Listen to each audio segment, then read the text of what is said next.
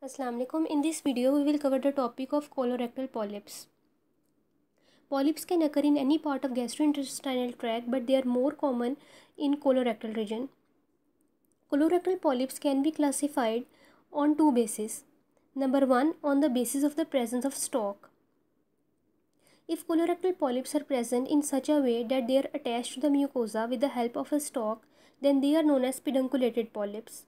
But if they are present in such a way that they are direct elevations from the mucosa and there is no stalk, then these polyps are called sessile polyps.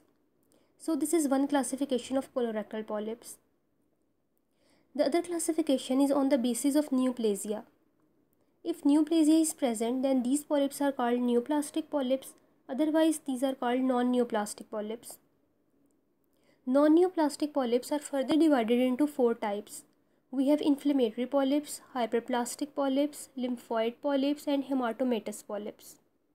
Then, hematomatous polyps are further divided into four categories: juvenile polyps, Fuchs-Jaeger syndrome, Cowden syndrome, and Cron-Keitts-Canadian syndrome. Neoplastic polyps include adenoma, which is the most common of the neoplastic polyps, then carcinoma, neuroendocrine tumors, stromal tumors, lymphomas, and metastatic tumors. This is the classification of colorectal polyps. In this video, we will discuss non-neoplastic polyps in detail. So, the first of our non-neoplastic polyp is the hyperplastic polyp. Hyperplastic polyp is a colorectal polyp which occur due to epithelial proliferation. When there is excessive epithelial proliferation, then it leads to hyperplastic polyps. Hyperplastic polyps mostly occur during the 6th and 7th decades of life. Now, what is the underlying cause of hyperplastic polyps? Hyperplastic polyps occur due to two reasons. Number one, there is excessive proliferation of the epithelial cells, and number two, there is decreased shedding and decreased turnover of the epithelial cells. As a result, there is piling up of the goblet cells and absorptive cells, and it leads to hyperplastic polyps. These hyperplastic polyps are without any malignant potential. One point should be kept in mind that these hyperplastic polyps should be differentiated from sessile serrated adenomas. Sessile serrated adenomas are the type of adenomas which are neoplastic polyps, and we will discuss these in our next video.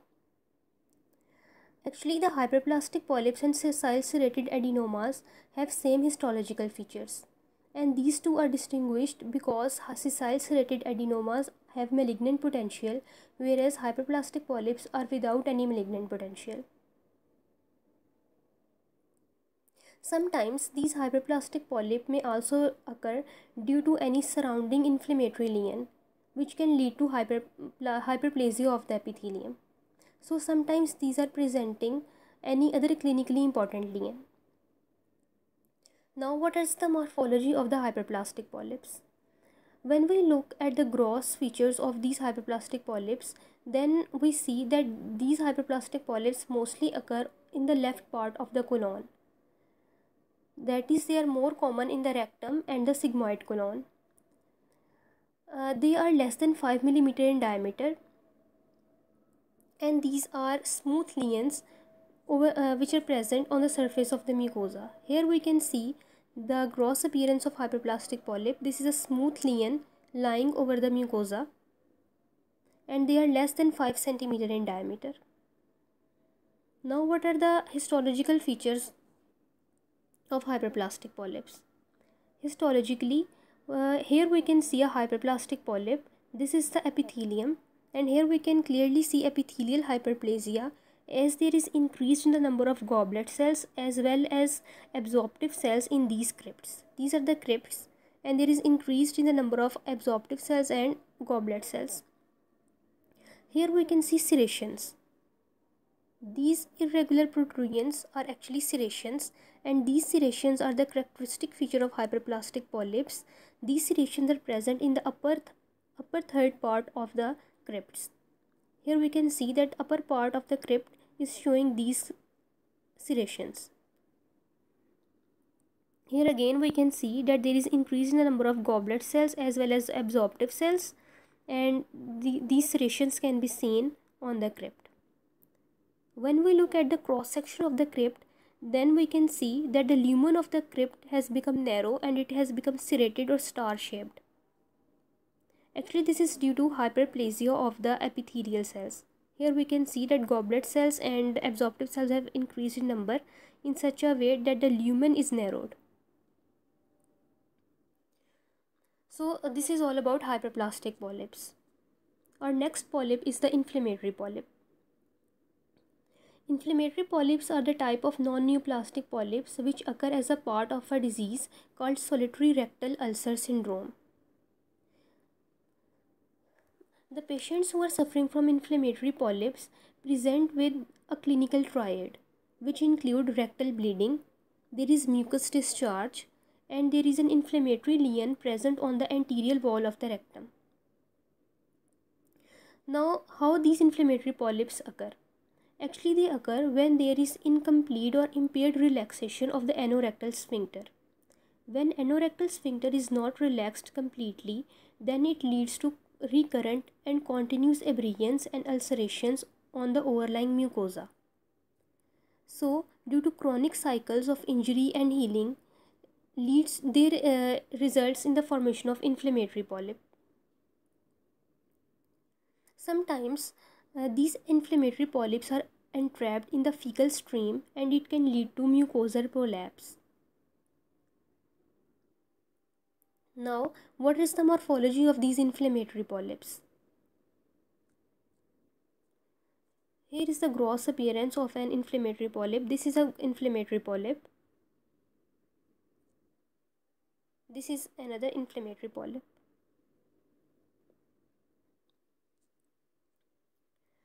On histological appearance, this is the histological appearance of inflammatory polyp. Here we can see that this is the epithelium. There is hyperplasia of the epithelium. There is epithelial hyperplasia. Then this red color is showing congested blood vessel as well as there is granulation tissue. This is granulation tissue and congested blood vessels. Then in the lamina propria there is hyperplasia and there is fibromuscular hyperplasia in the lamina propria. There is increase in the number of smooth muscle cells. Again, this is the same. There is hyperplasia of the epithelium as well as fibromuscular hyperplasia. This diagram is showing, this red color is showing the granulation tissue. So this is all about inflammatory polyps. Now next polyps are hematomatous polyps. Hematomatous polyp, the word hematomatous means that disorganized tissue is present at some normal place.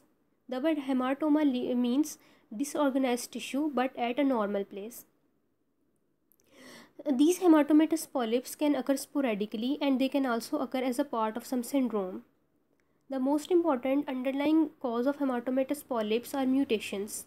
These mutations may be present in the tumor suppressor genes or in the proto-oncogenes. Sometimes these hematomatous polyps can be pre-malignant.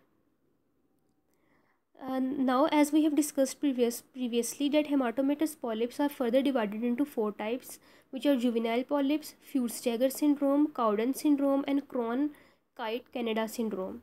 Here we will discuss juvenile syndrome and Fuchs-Jaeger syndrome in detail.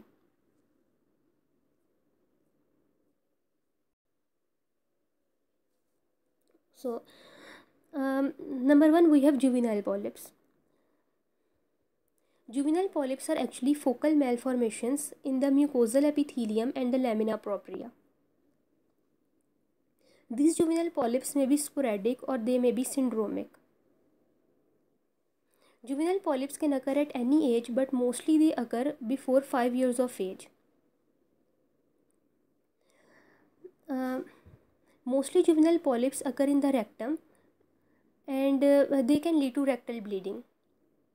Sometimes these juvenile polyps can prolapse and this is known as, they can protrude through the anal sphincter and this is known as juvenile polyp prolapse. If juvenile polyps are occurring sporadically, then they are mostly solitary lesions, But if they are present as a part of syndrome, then there are multiple juvenile polyps.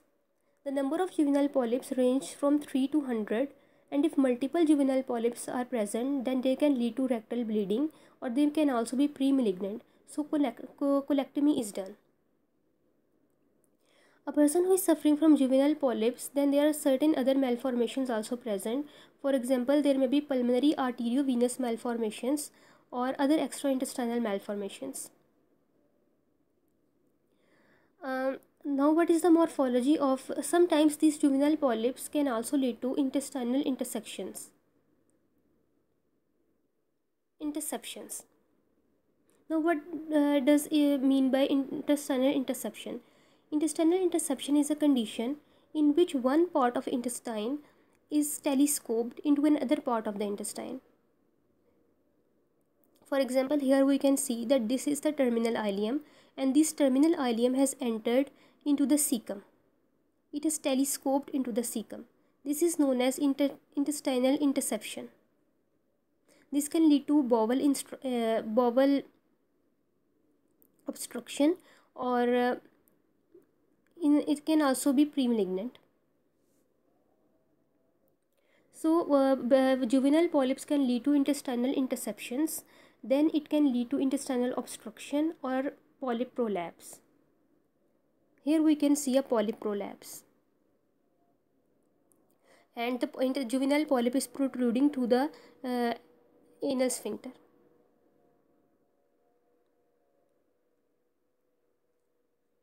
Now, what are the morphological features of juvenile polyps? First of all, we will see the gross appearance.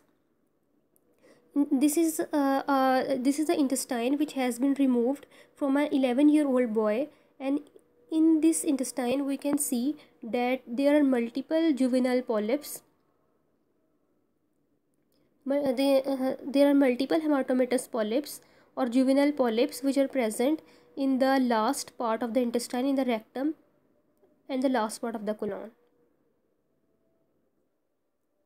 Similarly, this is the same. There are multiple juvenile polyps in the rectum and in the last part of the colon.